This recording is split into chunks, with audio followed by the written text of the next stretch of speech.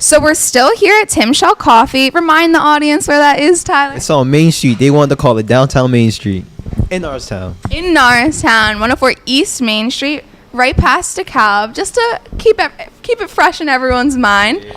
And we have a very exciting first interview today with Katie Kohler. Can you tell us a little bit about her, Tyler? Katie Kohler has worked for the Times Herald in Norristown for a number of years. She's been at the high school before. She used to be she was actually the editor for the Norristown Wingspan. Yeah, the Wingspan, our newspaper at the school. So she used to work for the Times Herald. But did you hear the news? Yeah, she wrote her last story recently. Right. Yeah, she wrote her last column last week. I saw it was all over Facebook. I don't know where it was. It was all over Facebook. So clearly, she's a very popular gal in Norristown. Correct. That is true. So let's go talk to her here. Come on. So Maya is going to be doing the interview today with Katie. Hey, Maya. Hey. So are you excited? Yes, very excited. So let's get started with our first interview of the day. Here you go. Hi, I'm Maya. Hi, Katie. Hi. Thank you so much for having me this morning. So can you just start off and tell us a little about yourself? Great. Do I hold it? Okay. I'm Katie Kohler. I graduated Norristown High School in 1999. I was the editor of the Wingspan my senior year, and I started with the Wingspan as a sophomore, and it was a really huge part of my life. Mr. Doyle really has been and still is a big mentor to me. And that is really how I started out in journalism, learning how to write, learning the importance of local news and storytelling. And from there, I went to LaSalle University. I interned as a sports reporter for the Times Herald. After college, I tried different types of fields to see kind of what I liked, but journalism always kind of kept calling me back. Recently, you guys got the scoop, I guess, and you got the first interview post last column. This previous Sunday was my last column with the Times Herald.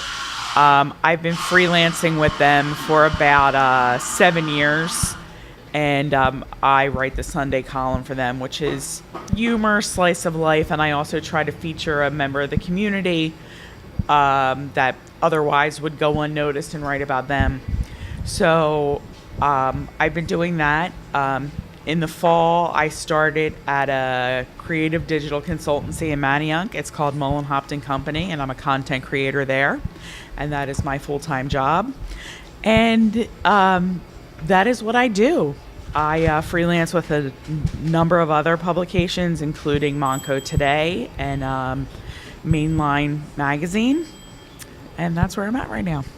So can you just tell us a little about how Norristown helped you getting started with your career? Sure. Norristown High School was just an integral part of my life. Going there just was an experience that I'll never forget. Everything about it was just, it was more beneficial for me than college, which I know might not be a really popular opinion for kids that are graduating and are like, I can't wait to go to college. But Norristown High School, being at the Wingspan and with Mr. Doyle, just taught me so much, and it taught me how to write. And whether you're going to be a journalist or not, you need to know how to write. You need to know how to put your thoughts onto the keyboard now, not paper, and be able to really state your case. And that gave me the confidence to write and to really look around me at the world and to see the stories that needed to be told. What were some challenges you faced when getting into your career? Well, journalism, it's a field that is struggling in terms of there isn't a lot of jobs. I mean, with the Times Herald and even other newspapers, there aren't open positions. They're not exactly hiring. So you kind of have to take what you can get, which for the extent of my career has been freelance, which means you contribute on a freelance basis. You're not on staff. And that is hard to do because you are working full time at another job and you have to find the time to come up with the ideas and write the story really on your own. And there are people that write columns and they're on staff. So that has been a challenge, but it has been something that I love to do. Another challenge, it does hurt that paper staffs are getting cut, and there was a big article in the Philadelphia Inquirer last week about the state of digital first media, and people know that, and people see it, and they're like, they want better local news coverage. The Times Herald used to have a much bigger staff, as did other places, and they would have a police beat reporter, they would have a reporter for the high school, they would have better coverage, and the community deserves that. Norristown deserves that. Conshohocken deserves that. And you can still get it. You have to find a way to support it, though. And can you tell us a little, like, what you wrote about in the Times Herald? Sure. I wrote about Norristown High School a couple times, and I wrote about your football stadium, or your lack of fully built out football stadium. I wrote about last year, one of your graduation speakers spoke about the state of education. I wrote about the transgender student that wanted to wear the white cap and gown.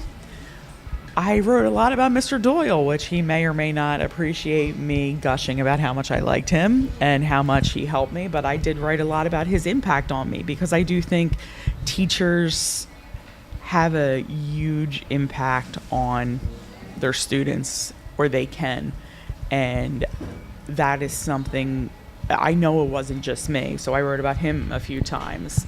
I wrote about businesses in Norristown, people in Norristown. I wrote about the crossing guard at Fernance that would wave to people that drove by. I wrote about a dance teacher who had a studio on Main Street for 40 years and couldn't dance anymore because of her arthritis. And people are like, that's the first time I've ever Googled her name and she's come up in a Google search. I really try to write about the people that don't have a public relations team and that wouldn't have gotten the coverage. I try to stay away from politics and just write about very community-based things. And why did you leave? You're just breaking the newsy entertainment, aren't you? It was time. It was close to 7 years, and my work at Manayunk is on a full-time basis, and I'm there, and I've also been getting more freelance work with other publications, and it's time to, it is graduation season, as you know, and it's time to move on. And although it is hard for me to do, this wasn't an easy decision because I really do love my readers. I love the people that took the time to reach out to me and say, hey, I look forward to reading you every Sunday. This was something that it took me time to come to this decision. And there are times that you have to stop and say, how I started out the column on Sunday was, when I write, you have to open up a vein and bleed. And for me to do that, for anything, you have to love that. You just can't be like, I did. I opened up a vein and I bled. And you have to have the time to do that.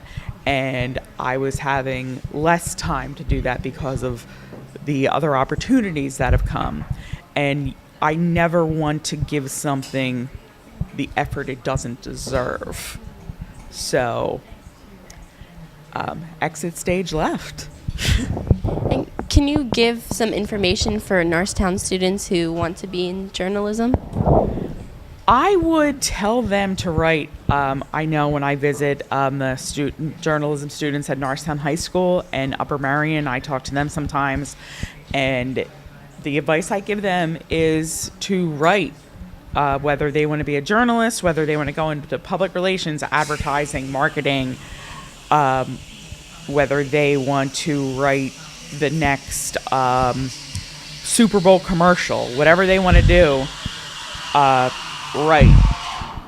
Join the newspaper. Join wherever you can to write. What do you like to write about? There has to be something that you're passionate about. Is it music? Is it movies? Is it fashion?